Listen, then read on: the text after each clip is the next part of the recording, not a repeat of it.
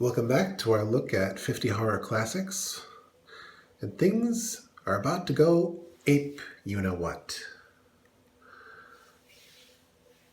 Our first look in this block is The Monster Walks. Basically, it's another murder mystery, or at least it's a mystery. It's about this guy, a paraplegic, who is mourning the sudden death of his brother. And earthquake. And his niece has come by the house to also mourn, but also have the will read, because apparently the paraplegic and the niece are the sole benefactors. Well, this doesn't please some of the servants who expected to get a little something for their trouble. Meanwhile,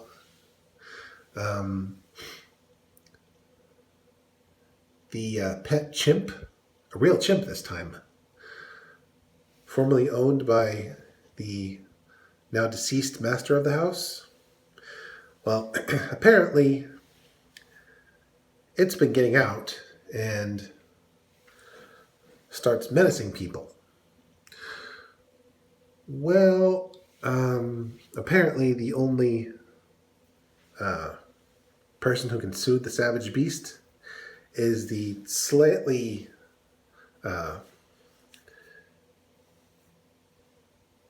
unstable hired hand they've got walking around. Eventually, the ape apparently starts killing people. One of them turns out to be the mother of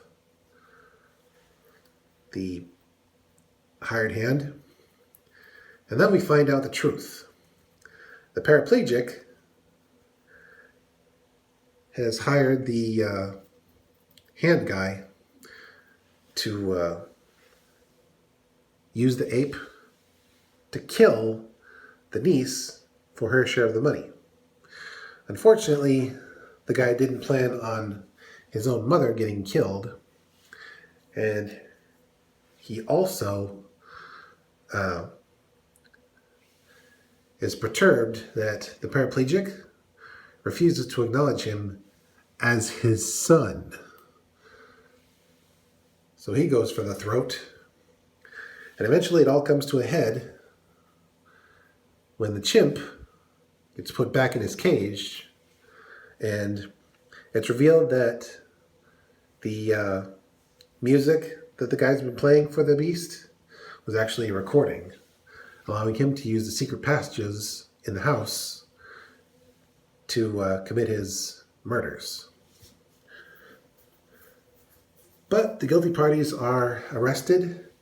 The chimp gets back in his box, and the heiress is able to live happily ever after. Next is a bit of a Godzilla knockoff. It's a Japanese film that was redubbed as English, but it was very cheap. It's called Gappa, or in this case, Monster from Prehistoric Planet.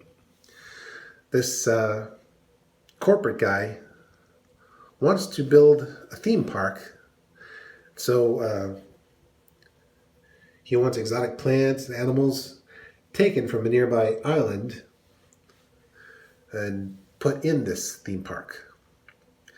Unfortunately, things get complicated when the natives, who are all Asians in blackface, whoops, inform the team that were sent to the island that Japanese people have been to the island before, and their return will signal positive change for the people of that planet, of that island. Unfortunately, the island is also very, very unstable, with a volcano and earthquakes. And one of these earthquakes destroys a large statue, which reveals a cave. And in the cave are the remains of a giant prehistoric animal, which the natives call Gappa and worship as a deity. Well, not really a deity, but they placate it. But that's not all they find. An egg, which hatches into this little creature that looks like a cross between Godzilla and Rodan, as you can see from the cover. Now, before they landed on the island, one of the guys fishing thought he caught something that wasn't a fish, rather a sea monster. And he wasn't far off, because despite the protests of the islanders, the baby creature, who one of the youngest islanders calls Gappa, they're all Gappas,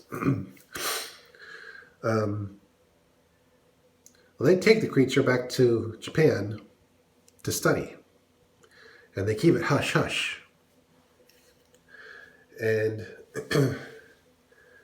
eventually, the parents of little baby Gappa, or maybe siblings, anyway, two living Gappas, who are adults and giant, emerge from the cave, cause a little havoc among the islanders, and then the volcano unleashes its fury, possibly killing everyone except the kid, who gets rescued by a nuclear sub from America.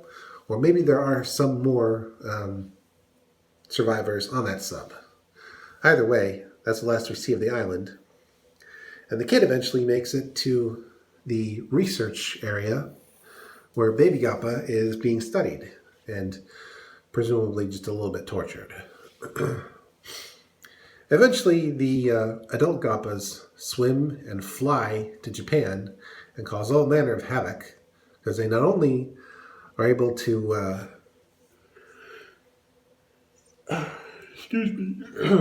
not only are they able to cause devastation just by flying at low enough altitudes and stomping around, but they have heat breath. Not atomic breath, just heat breath. And while missiles and bombs and such do seemingly some damage to the creatures, they're very, very tough. They would need probably something along the lines of a nuke to take them out. But luckily it doesn't go that far. Because eventually the corporate guy is convinced to let the baby Gappa go back to its parents, and they fly off, and the kid goes back to his island and try and pick up the pieces, and they all live happily ever after.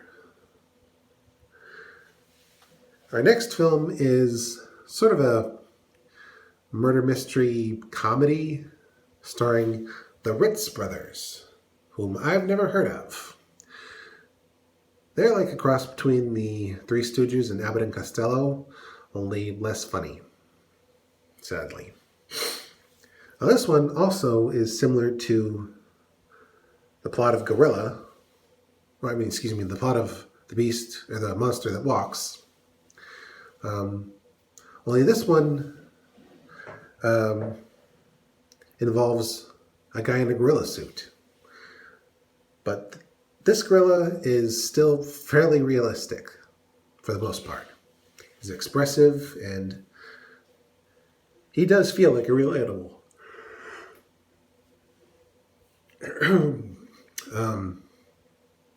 Once again,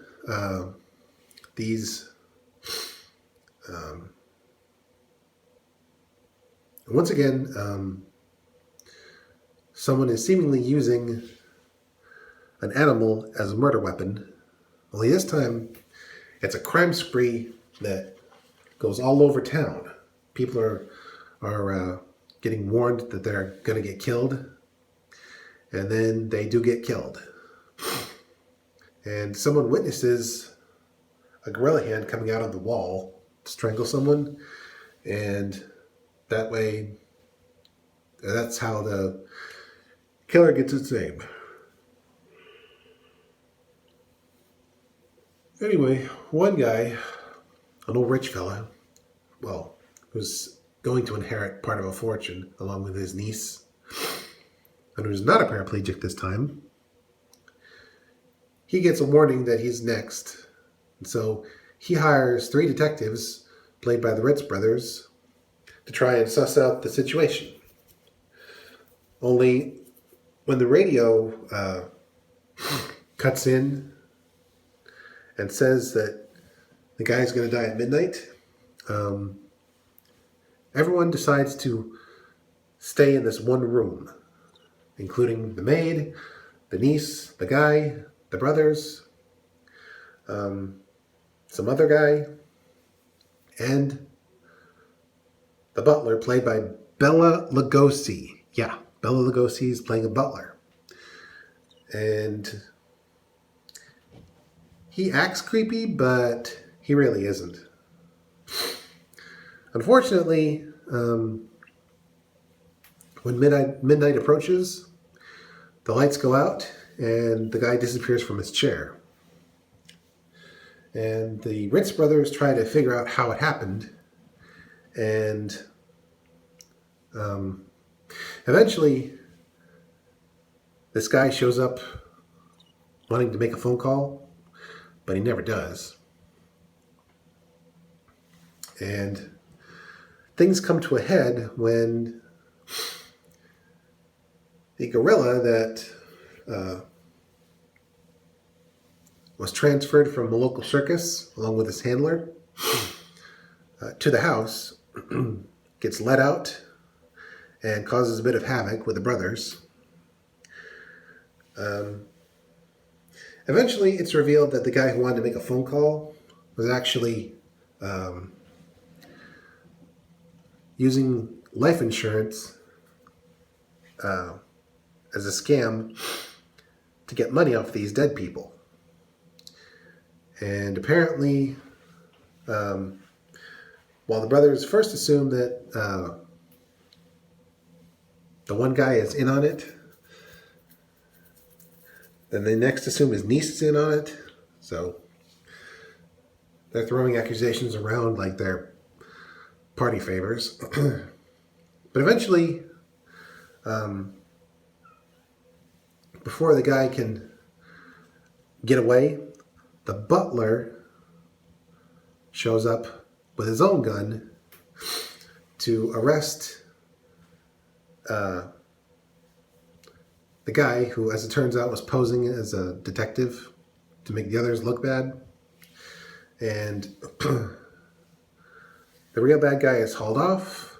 The gorilla, which nearly kills the niece by dropping her off a building, only he doesn't really. And they all go about their business. Our final one is A Shriek in the Night, yet another murder mystery. People are turning up dead in their rooms with hardly any evidence, except a calling card with a snake on the front and the words, "You will hear it." Now, eventually, this young reporter lady, who gets into all sorts of hijinks with a friend of hers who's working for a rival newspaper, finds out that the culprit is, in fact, the maintenance guy and janitor of the building where they all live. He's been using pipes to send knockout gas into the rooms to kill people. And there's basically a plot of mob money and all that. And the reporter lady nearly gets incinerated by the handyman.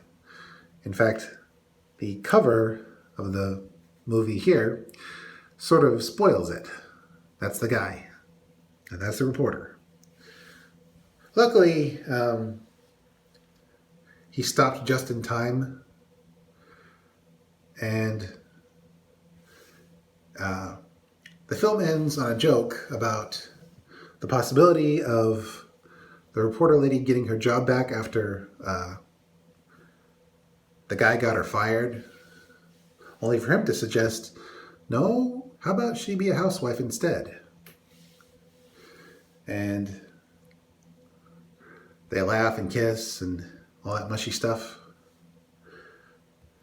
And that's the end of this block of horror classics. A bit lame, to be honest. But hopefully when next we pick up, things will go back into the horror genre. And sorry I can't make that weird noise and rattle off some stuff. I'm in another room from the box I usually open, but rest assured that noise will come back again in the next video. Until then, take care and watch out for killer apes, because apparently that was a big thing back then.